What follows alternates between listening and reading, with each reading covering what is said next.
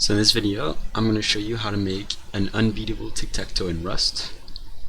This is what the final game looks like. So here I'm going to play in the middle, and the bot plays on the bottom right. I'm going to go top right, bot blocks me, I'm going to block him, and now here it's pretty much over and it ends in a tie. So here I'm starting off with a completely blank project. I got nothing in my main function, no other files. And the first thing I'm going to do is I'm going to make a directory called TTT for TicTacToe, and in there I'm going to make two files called mod.rs and ttt enums.rs. And our goal right now is to make just a working tic-tac-toe board that we can print out. So the first thing I'm going to do in my ttt enums file is I'm going to create a player piece enum to define each piece of the board, and there's 9 pieces on the board, so each piece can either be empty, can be an X, or can be an O. And I'm going to derive all these traits right here so we can debug print it out, we can copy and clone them around, and we can also compare them to each other. I'm also going to implement the display trait for player piece, and that way we can actually print them out. I'm also going to go in my mod.rs file. I'm going to declare the player piece public so that in my main file I can say let piece x equal to player piece x, and now we can debug print this out, and if I run it we can see right here that we can print it out, and we can also change this to O. Let's see if this works, and it works. Now another thing I'm going to need in my ttt enums file is the player enum, and again we're going to make them derive all these traits, so the player can only be player X or player O, and I'm going to again implement the display trait, and I'm going to use this player to piece function right here, which is defined like this to be able to convert from a player to a piece. Pretty straightforward, and we can also print them out. Again, I'm going to go ahead and declare it public, and again let's see if I can print it out, and I can print out player X and player O. It's pretty straightforward. Now that we're done with our ttt enums file, we're going to go in mod.rs and we can create our actual tic-tac-toe struct. And again, we're going to derive debug so that we can print it out easily. So it has a board which is comprised of 9 player pieces and a player which is the current player. So it's going to start off being X, and our board is going to start off being completely empty. Here we can start implementing the tic-tac-toe struct. We're going to start off with the new function, which is going to, like I said, initialize the board to be empty and playing to be player X. We're also going to have this secondary constructor, which is going to take a board so that we can start off with a custom board. It's going to be mainly for testing. We're also going to have a getter for the player and a getter for the board. Now if we debug print our board, we get something that doesn't look very nice. So now our goal is going to be to try to print the board like we would see it in a game. So we can start with something like this, where we're going to print a bunch of delimiters, print the first row, print the delimiters, print the second row, and so on. And now in the print row function, for each of our 3 elements, we are just going to print the player piece at that place. and then at the end of the row we're going to print a new line with this little pipe character. And if we test it out, we can see that it looks somewhat like a board. And we can even start off with a custom board like this, and we can see that it prints out correctly. Now what we want to do is have some kind of a loop where the user, so in this case it would be me, can enter an index, and it's going to play a piece at that index alternating with X and O. What we can start off with is this getInput function, which is going to allow the user to enter an index, and it's going to return that index. Here we can test it out like this, and we can see that it works. Now the thing is that if we have a board and an index, we want to be able to play at that index. So I'm going to implement these two functions in my TicTacToe implementation. Get other player, it just returns which player is not playing, and then flip playing mutates the playing variable. Now with the function playAt, we can enter an index, and it's going to return a result because it can error out. For example, if the index is greater than 9, because it needs to be between 0 and 8, and it can also error out if there's already a piece at that index. And once we play, we're going to flip whoever's playing and return that there has been no error. And now if we go into our main.rs file, we can test this out. We have a board we can mutate. We're going to print it, get our index, playAt, and then print the board again. For example, I could play at index 4, and here we have the X piece at index 4. And now if we test it out, I'm going to allow myself to play twice here. We can start off at index 4 and then go to index 8, and we can see that first we played in X and then we played in O, so it works exactly as intended. If we put all of this into a loop, we can see that we can fill up the board, but once we get to the end, nothing happens. It doesn't say tie, it doesn't say who won, so we're kind of stuck. Our goal now is going to be to allow the program to detect when somebody has won or whether there's a tie. Basically deal with the end of the game. So the simplest thing we can deal with right now is when the board is full. So I'm going to create this hasEmptySquares function, which is going to tell me whether there are still empty squares we can play in. And right after we play, if we are out of empty squares, then it's a tie and we can break out of the game loop. Let's try it out.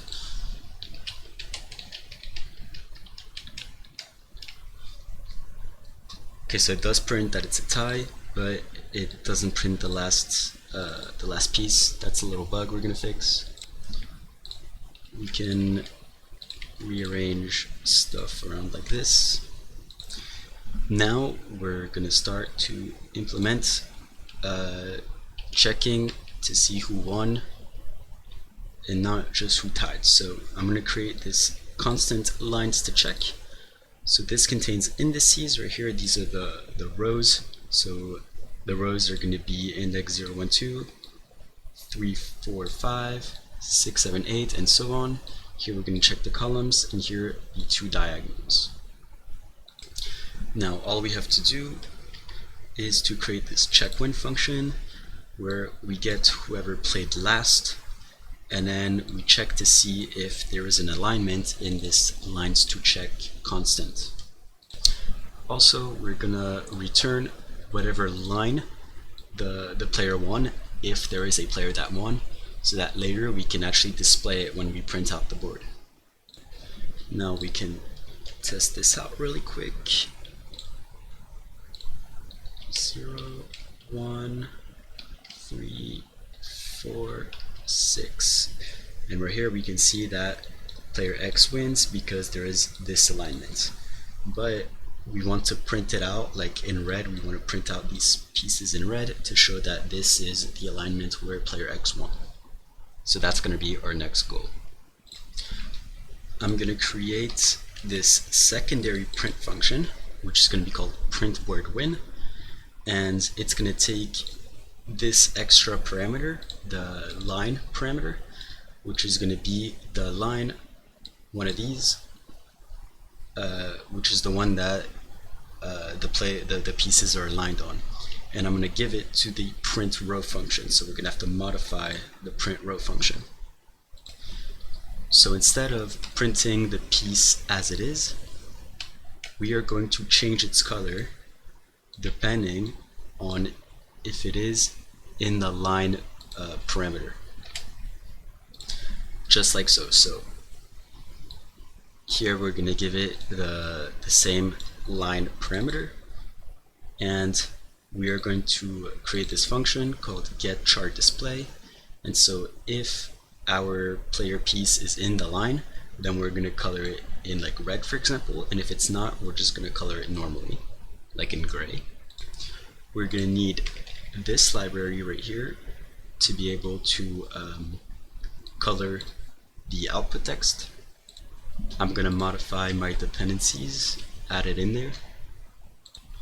I'm going to define two constant variables, the index color, which is how we're going to print the little index if there's no piece there, and then the win color, which is how we're going to display the piece if it's part of an alignment. So it's going to be some light gray and then just full red.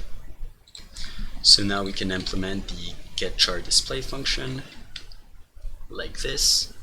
It takes an index and an optional line, and it returns a string.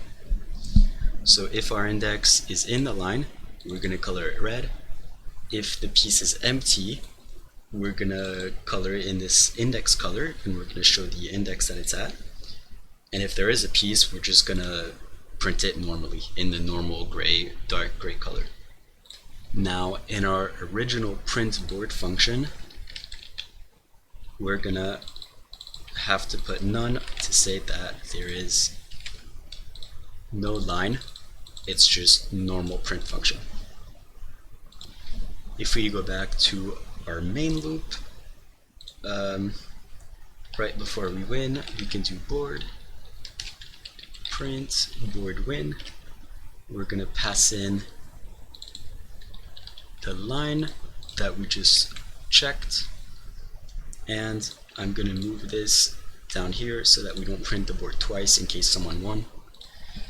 And now let's test all of this out to make sure it works. So we can see the little indices right here in the light gray, and then the rest is actually white. I don't know why I said it was going to be dark gray, but it's white. We can pass in indices like this, and once we have found an alignment, it's going to get printed in red, and it's going to say player X wins.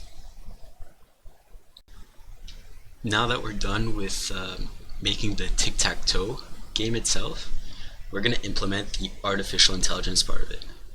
So to do this, we're going to use something called Minimax. Minimax is an algorithm computers use to play turn-based games. So for example, you could use it for chess, Connect 4, or tic-tac-toe, for example. How it works is pretty simple. For each tic-tac-toe board, we're going to assign a score representing how good the position is. And the higher the score is, the better the board is for X, and the lower the score is, the better it is for O. And you probably guessed that the algorithm is called Minimax because one player will try to maximize the score, while the other will try to minimize the score. So when we analyze the game, we're going to represent it using a tree structure like this, where each node represents a tic-tac-toe board. So in our case, tic-tac-toe is a pretty simple game, and Rust is a relatively fast language, so we can build the entire tree until the end of the game. So here, to simplify it, I started with an initial board which only has 2 empty spaces left, and it is O's turn to play. And so O has 2 options, either play at index 3 or play at index 8.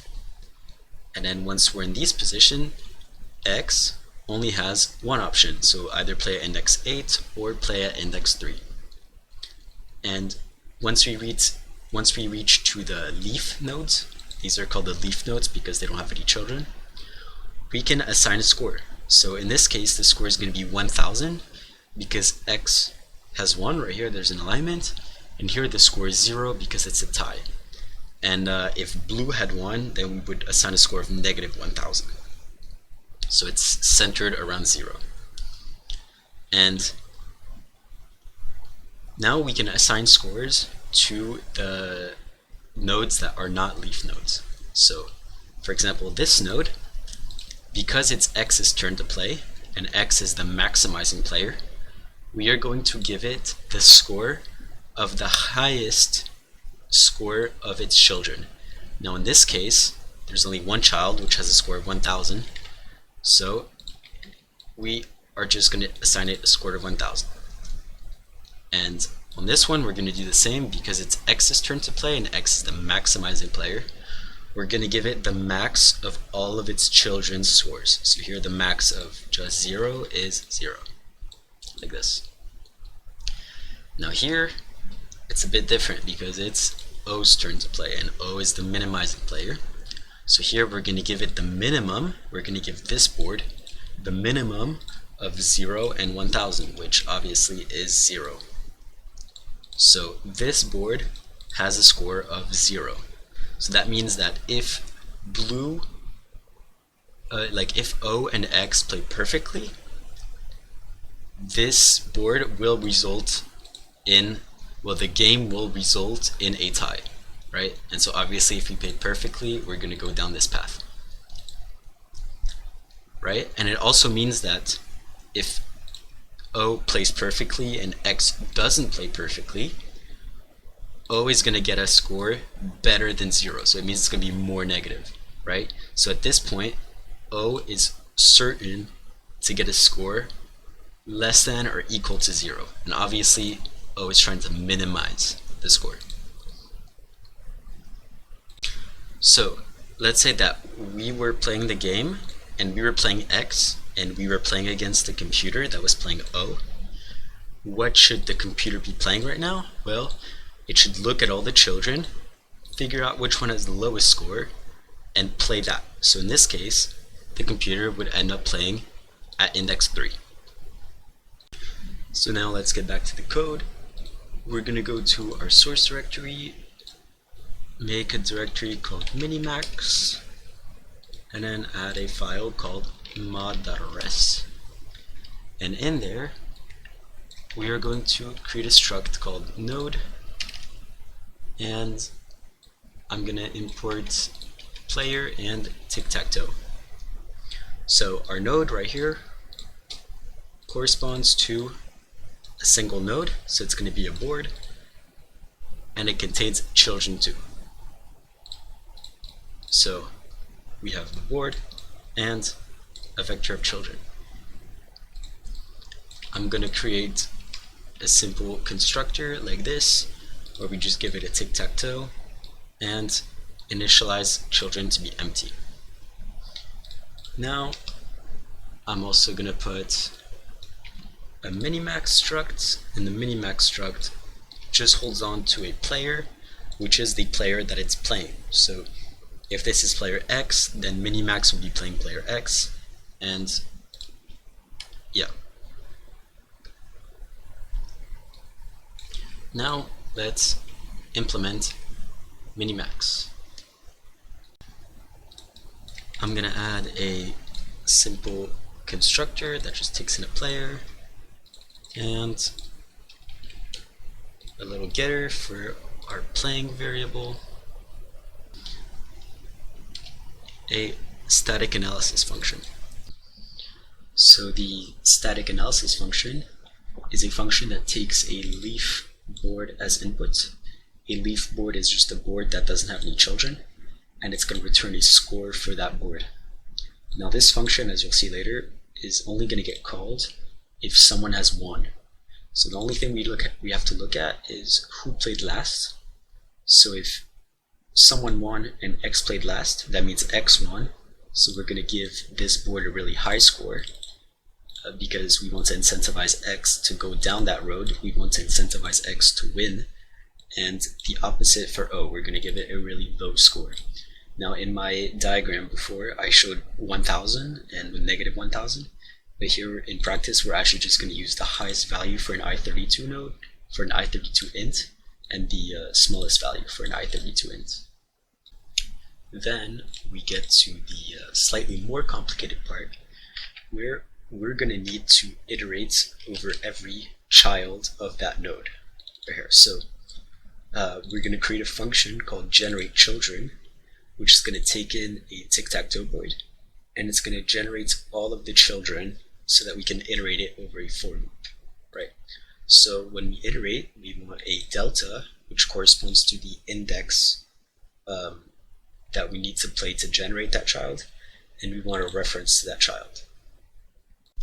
So we're going to go over to the Minimax folder, create a new Rust file, call it like childgen.rs, and then we are going to create a struct called childgen. We're going to import a couple functions, and we're going to implement the iterator trait for childgen so that we can iterate over it. So the item that we're going to return is going to be a usize, so that's the delta or the index, and then a TicTacToe board. And every time we want to iterate, we're going to check, we're going to iterate over every index, starting from the next ID to check. And then we're going to check if that, at that index there's an empty space, and if there is, well, we're going to return that board because that's the next child. So we're going to copy the board, play at that piece, play at that index on the board. So we're going to insert a piece corresponding to the next person that has to play. And then we're going to create that child, increment the next ID to check so we don't check it again, and then return this tuple of the index and the child node. And we're also going to add this helper function called generateChildren, which takes in a TicTacToe board and returns a child generator. So we're going to give it the TicTacToe board, and we're going to set the next ID to check to 0, right? So what this means is that every time we want to get the next child, all we have to do is check in the remaining board pieces. So from at the beginning it's going to be 0 to 9. Look at the next empty space, and the next empty space that we find, we're going to put a piece there, and then we're going to return the tuple. So we're going to return the index at which we place the piece, and we're going to return the child TicTacToe board, right?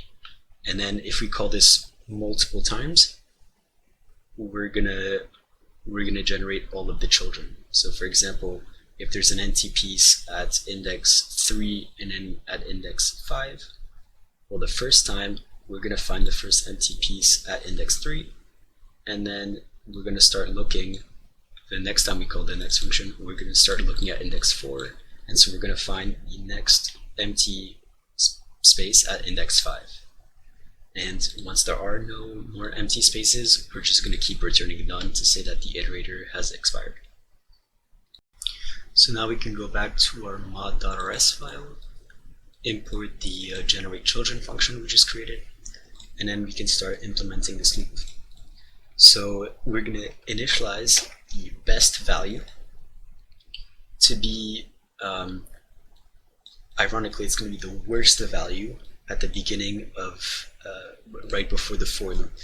So if we're trying to maximize, we're going to set this to be the smallest value possible. And if we're trying to minimize, we're going to set this to the maximum value possible, right? And in this loop, we're going to update this best valve variable every time we find a value that's better than the one we initialized it at. So what I mean by that is that we're going to create a child node like this. Then we're going to recursively call the Minimax function on the child node, and we're going to flip this maximizing variable. This is so we can get the value of that child node. So this val right here corresponds to the value of the child node we're currently looping over. And if we're trying to maximize, we're going to set the best value to be the maximum between the best value and the current value. So basically, if this value is better than the best value, we're going to update the best value, right? And so if we're trying to maximize, this is going to be, we're going to use the max function, and if we're trying to minimize, we're going to use the min function. Then at the end, once we've looped over every child, we're just going to return the best value that we found, right? So this is a complete implementation of the Minimax function, but we can actually do what's called alpha beta pruning, which is going to break out of this loop right here if we don't need to keep looking any further. So I'm not going to go into detail about how it works because there's a whole Wikipedia page on it, but I'm just going to implement it real quick so you guys can follow along. We have to add alpha and beta arguments to this Minimax function, and then right here when we call Minimax recursively, we're going to need to call alpha and beta like so, and if we're maximizing, we're going to update the alpha by calling the max function, and we're going to break out if the best value is greater than alpha. And in the other case, we're going to do something very similar, except we're going to use the min function. Because we added the alpha and beta parameters to this Minimax function, I'm going to create this simple wrapper function, and it's just going to call Minimax under the hood, but we're going to pass in the initial alpha and beta arguments, and why we use min and max right here is all explained in the Wikipedia article. I don't want to make this video too long, so I'm not going to explain it in this video. Now, I swear we're almost done with the implementation of Minimax. We just need one last function, which is this getMove function. So we give it a TicTacToe board, and we're going to return an index, which is where we should play at. So we're going to keep track of the best scores that we find and the best indices right here. We're going to find out if we're minimizing or maximizing. And now we're going to loop over all of the children. And then, like I explained in the diagram before, we're just going to find the one with the best score. Now, in the case where two children have exactly the same score, we're just going to push it to this vector of best indices. And then at the end, we are going to choose a random index out of the ones that have the best score. That way, if there's multiple best options, we're just going to randomly choose one of those best options. Now, we can't forget to import the rand module, so first I'm going to slap this use statement, and then in my cargo toml, I'm going to import the rand module, and let's make sure that compiles. It does. Yeah, it does. Okay. Now we're going to go into the main function, and we're going to add a line to declare the new Minimax algorithm. And in my case, I'm going to make it play player O so that it plays second. And then every time we want to play, we're going to check if it's the Minimax's turn. And if it is the Minimax's turn, the Minimax is going to, we're going to ask the Minimax to make a move. And if it isn't, well, we're just going to get the input from the terminal as usual. So now if you run it, we can test it out. If I play at index 0, Minimax plays at index 5, well 4 actually. Let's play 1. It blocks us, and now what if we let it win? It's gonna win. Perfect. Now I'm just gonna add a few things to refactor the main function. So I'm gonna add this little print statement up here. We're also gonna do some error handling in case we play at the wrong index so the program doesn't crash. And now we can actually test it out one final time. So I'm going to try to actually win this time, even though I know I can't. So I played in the middle, he played bottom left. I'm going to go index 1, he went 7, we're going to have to go block him. Minimax blocks us, and what if we try putting a wrong input? See, it tells us the error message, it doesn't crash, and now if we play, it's a tie and the program ends. Perfect. So the program is basically done, but there's still like a bunch of optimizations you can put. The final code is on my GitHub right here, available publicly, and it's a bit different than the one in this video because I added some small optimizations which you can go check out. But thank you for watching.